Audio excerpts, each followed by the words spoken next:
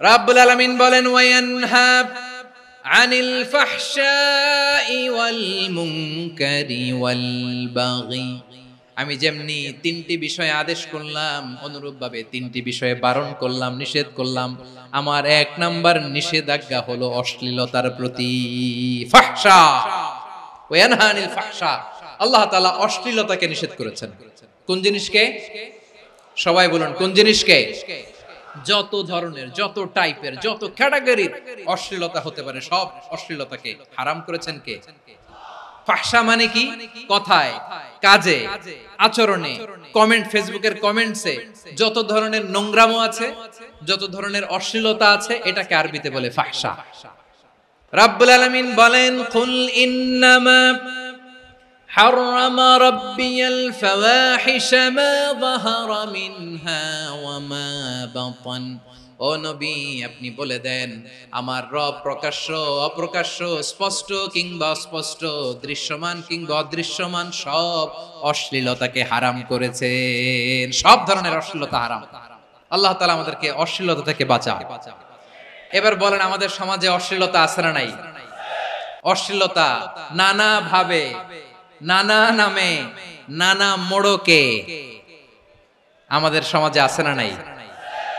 সংস্কৃতির নামে, ফ্যাশনের নামে, বিনোদনের নামে, উপন্যাসের নামে, কনসার্টের নামে অশ্লীলতা আছে না নাই? আপনি দেখেছেন কনসার্টগুলোর অবস্থা? আমাদের তরুণ তরুণীরা, আমাদের যুবক যুবতীরা, আমাদের জেনজিরা, কি অবস্থা ওইখানে? কনসার্টের নামে অশ্লীলতা আছে না নাই? ছেলে মেয়ে একে অপরকে জড়ায় ধরতেছে, একে অপরকে চুমু খাচ্ছে প্রকাশ্যে, দিবালোকে, গণমানুষের সামনে। আল্লাহ তাআলা এই অশ্লীলতা থেকে আমাদেরকে বেঁচে থাকতে বলেছেন। রূপালী জগতের নামে অশ্লীলতা আছে না নাই? এই টার্মটা আপনারা জানেন না? রূপালী জগৎ কি জগৎ? আসলে কি রূপালী জগৎ না অন্ধকার জগৎ? আমার বোনেরা, আপনাদেরকে যে কি বলে তারা বুঝায়, রূপালী জগৎ শুনেই আপনি ভরকে যাবেন না।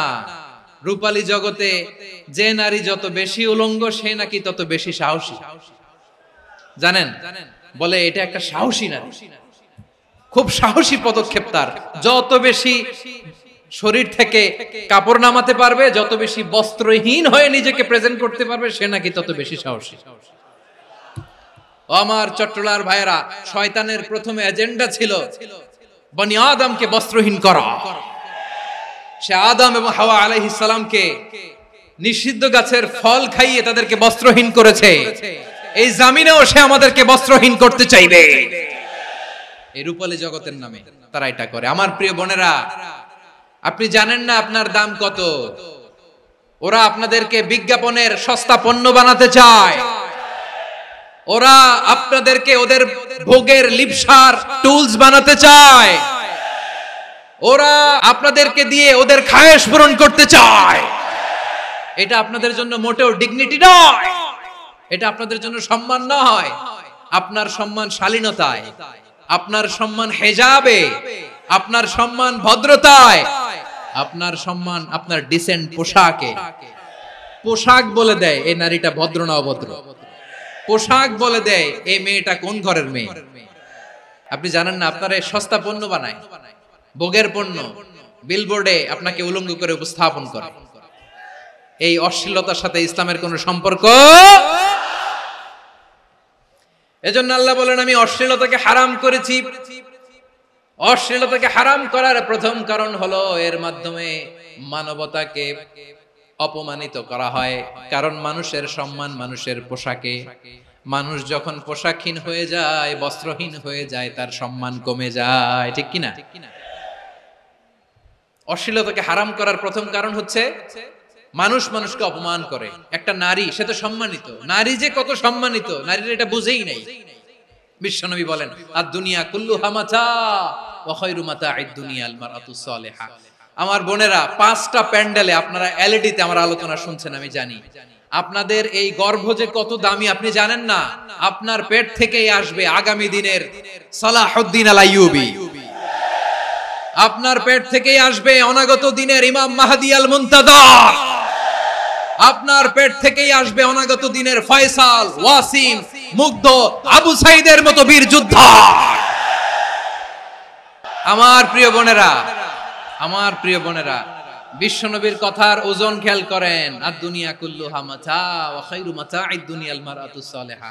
দুনিয়ার সবকিছুই অ্যাসেট, এর মধ্যে সবচেয়ে দামি অ্যাসেট নেককার নারী। আপনার গর্ভ যে কত দামি আপনি জানেন না। নিজের সময়টাকে কাজে লাগান, কোরআন পড়েন, সুন্নাহ পড়েন। আপনার অনেক দায়িত্ব ঘরে। You are the MD of your family. একটা family it's a very big institution. পরিবার একটা অনেক বড় প্রতিষ্ঠান। And you are the MD of your institution. আপনি এই পরিবারের MD, managing director of your family. এখানে আপনার কত দায়িত্ব। আপনি ছেলে মেয়েদেরকে তারবিয়া করবেন, আপনি আপনার স্বামীর জন্য ঘরটারে জান্নাতের নীর বানাবেন, আপনার জন্য জান্নাতের ডুপ্লেক্স বাড়ি ওইখানে তৈরি করে রাখবে কে? আপনি যে কত দামি আপনি জানেন না। নারীদেরকে আল্লাহ বানিয়েছেন উচ্চতর করে, নিম্নতর নয়। নারীদেরকে ছোট্ট জিনিস দিলে এটারে বড় করে দেয়। নারীদেরকে ভ্রূণ দিলে, শুক্রাণু দিলে নারী এটারে বাচ্চা হিসেবে উপহার দেয়, ঠিক কিনা? বিয়ের মাধ্যমে স্বামী যখন তার শুক্রাণু তার স্ত্রীকে উপহার দেয়, স্ত্রী রিটার্নে কি উপহার দেয়? ফুল ফর্ম বেবি, মানব সন্তান। দেখছেন, আপনি দিলেন একটুক, উনি দিছে বিশাল। আপনি যদি নারীকে বাজার এনে দেন, নারী এটাকে সুস্বাদু খাবারে রূপান্তর করে দেয়। আপনি তাকে একটা মুচকি হাসি দিয়ে দেন, সে তার কলিজা দিয়ে দেয়। কিন্তু যদি আপনি তার মনে কষ্ট দেন, সে আপনার জীবনকে জাহান্নাম বানায়া দেয়। নারীর মন বুঝতে পারলে নেয়ামত, বুঝতে না পারলে কিয়ামত। আমার প্রিয় বোনেরা, আপনি যে কত দামি আপনি জানেন না। অনেক দামি আপনি। আপনাদেরকে যেন ভোগের সস্তা পণ্য বানাতে না পারে, আপনাদেরকে সচেতন থাকতে হবে।